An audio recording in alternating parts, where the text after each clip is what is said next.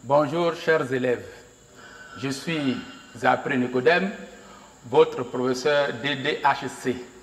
Ce matin, nous allons étudier une nouvelle leçon. Et pour commencer, je vous en présente la situation d'apprentissage. Suite à un contrôle qu'il a effectué au sein de son établissement, le proviseur a constaté que des robinets sont restés ouverts après usage. En vue de prévenir des tensions qui pourraient naître de ce gaspillage d'eau, il convie tous les personnels de l'école à une réunion d'échange afin de les sensibiliser aux règles de gestion rationnelle de l'eau, à leur importance et à leur application. Dans notre situation d'apprentissage ici, il s'agit de gaspillage d'eau au sein d'un établissement scolaire, ce qui pourrait, comme on l'a dit, occasionner des tensions au sein de l'école. Il peut s'agir de coupures d'eau qui va entraîner certainement des mécontentements au sein de l'école. Donc le proviseur convie tous les personnels à une réunion pour les sensibiliser sur les règles de gestion de l'eau au sein de son école. Nous allons donc étudier la leçon numéro 13, intitulée « La gestion rationnelle de l'eau et la sauvegarde de la paix sociale ». Pour commencer, nous allons définir la gestion rationnelle de l'eau. Que faut-il comprendre par gestion rationnelle de l'eau? La gestion rationnelle ou l'utilisation rationnelle de l'eau est l'ensemble des attitudes et comportements qui vise à éviter le gaspillage de l'eau. Après donc cette définition, nous allons voir les actions de gestion rationnelle de l'eau. Elle se situe à plusieurs niveaux. Au niveau de la famille, recueillir de l'eau dans un verre pour se brosser les dents, refermer le robinet après usage, refermer le robinet de la douche pendant qu'on se frotte avec l'éponge, recueillir de l'eau dans un récipient pour laver la voiture, recueillir et stocker l'eau de pluie dans des récipients pour divers besoins domestiques, par exemple l'arrosage de la pelouse, réparer à temps les robinets et les canalisations défectueux.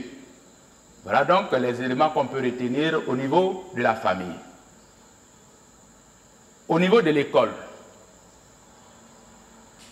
refermer le robinet après usage, entretenir les points d'eau, signaler à temps les robinets et les canalisations défectueux. Enfin, au niveau de la communauté, informer la société de distribution d'eau des canalisations endommagées. Éviter de vandaliser les installations de distribution d'eau. Et enfin, éviter de polluer les retenues d'eau. Après donc ces différentes actions, nous allons vérifier si vous avez bien compris et pour cela, je vous présente un exercice d'application. Vous suivez donc avec moi. Dans la liste suivante, souligne les comportements conformes aux règles de gestion rationnelle de l'eau. A. Pratiquer la pêche à l'aide de produits chimiques. B. Utiliser l'eau du puits pour arroser le jardin. C. Déverser les eaux usées dans le marigot. D. Réparer la chasse d'eau défectueuse. E. Signaler la rupture d'une canalisation à la société de distribution de l'eau. Vous avez quelques instants pour traiter cet exercice et nous passerons tout à l'heure à sa correction.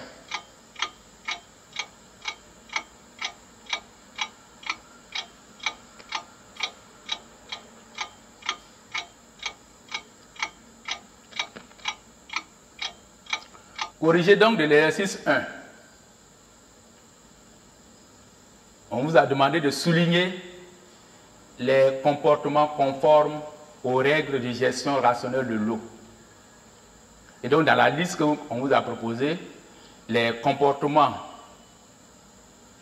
conformes aux règles de gestion rationnelle de l'eau sont les suivants. Utiliser l'eau du puits pour arroser le jardin, c'est le B. D. Réparer la chasse d'eau défectueuse. E. Signaler la rupture d'une canalisation à la société de distribution de l'eau.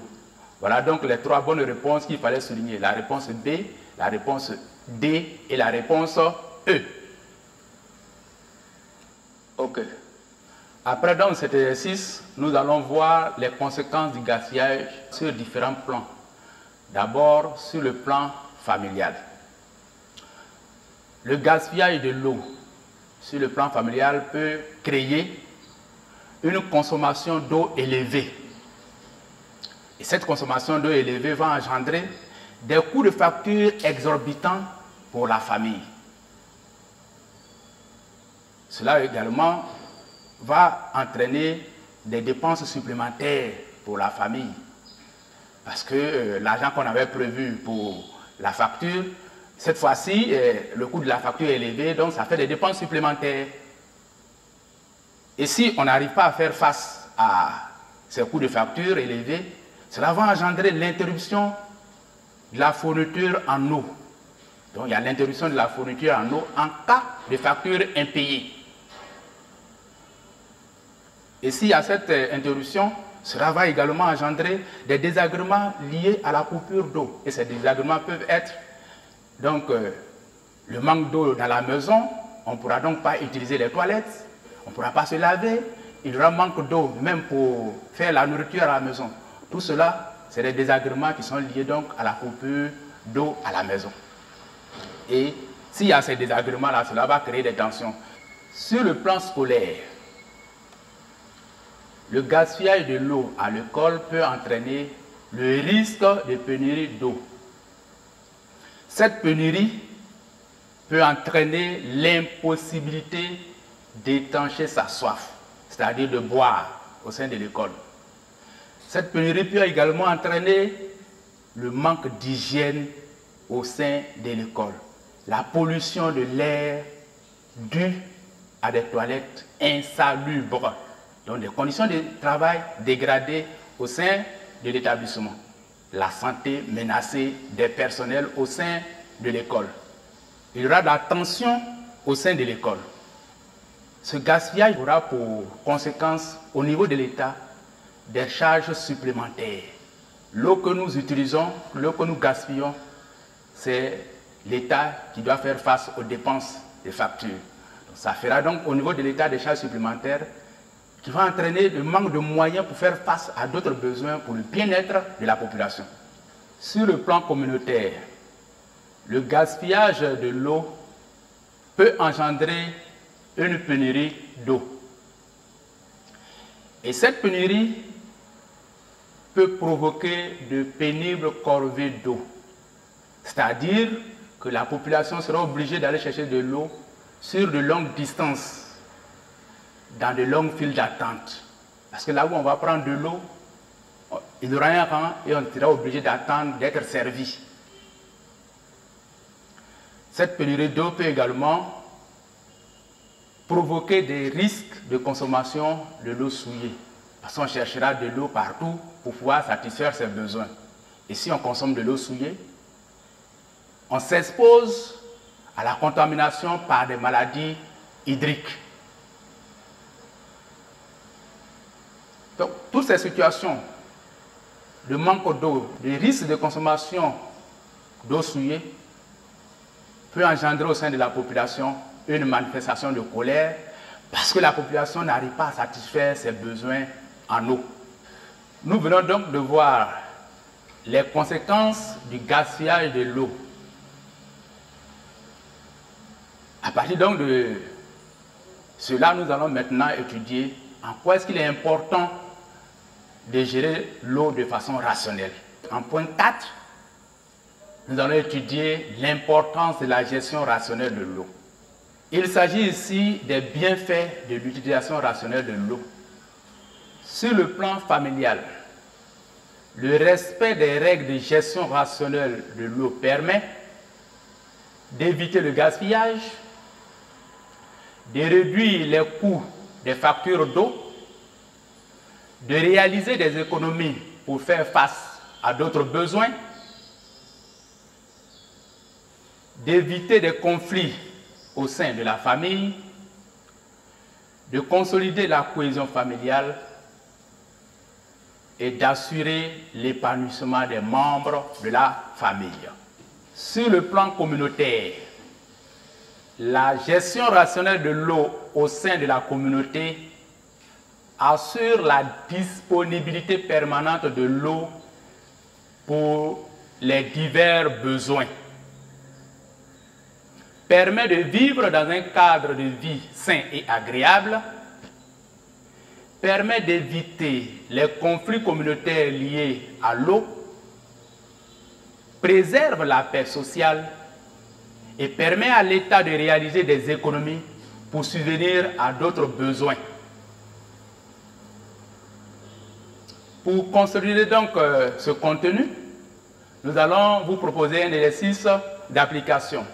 Voici des affirmations relatives à la gestion rationnelle de l'eau. Coche la case qui convient. Ici, il s'agit de cocher, si l'affirmation est juste, vous cochez la case vrai. Si l'affirmation n'est pas juste, cochez la case faux. La gestion rationnelle de l'eau, 1. Fait accroître les charges de la famille. 2. Évite les pénuries d'eau. 3. Préserve la paix sociale. 4. Provoque des désagréments dans les établissements scolaires. Vous traitez donc cet exercice tout à l'heure pour la correction.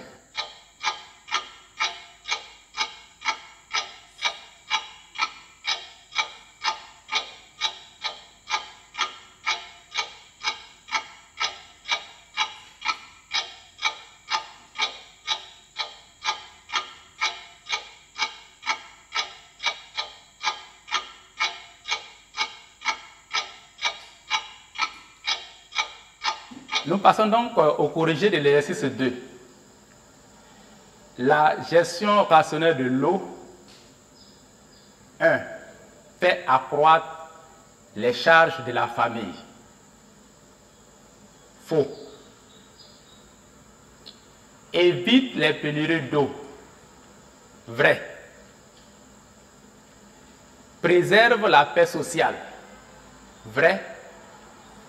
Provoque des désagréments dans les établissements scolaires. Faux. Nous sommes pratiquement à la fin.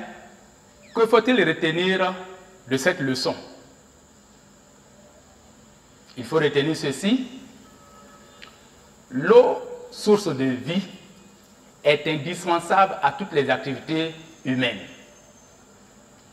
Sa gestion rationnelle permet d'assurer l'approvisionnement régulier des populations en eau potable afin d'éviter des conflits au sein de la famille, dans la communauté et entre des États. Elle contribue donc à la cohésion sociale et à la préservation de la paix. Pour terminer, nous vous proposons donc une situation d'évaluation. Au cours d'une promenade dans votre quartier avec ton ami, vous voyez une canalisation d'eau dénudée qui est endommagée par des véhicules. Et depuis des jours, l'eau continue de couler.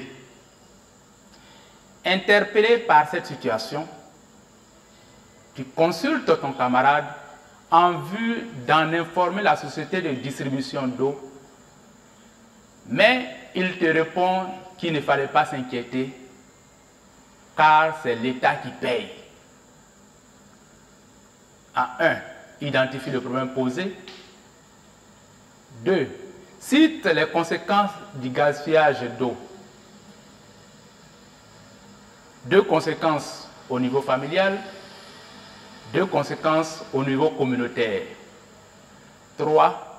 Justifie ta décision en faveur de la gestion rationnelle de l'eau. Traitez donc cette situation d'évaluation, puis nous allons passer tout à l'heure à la correction.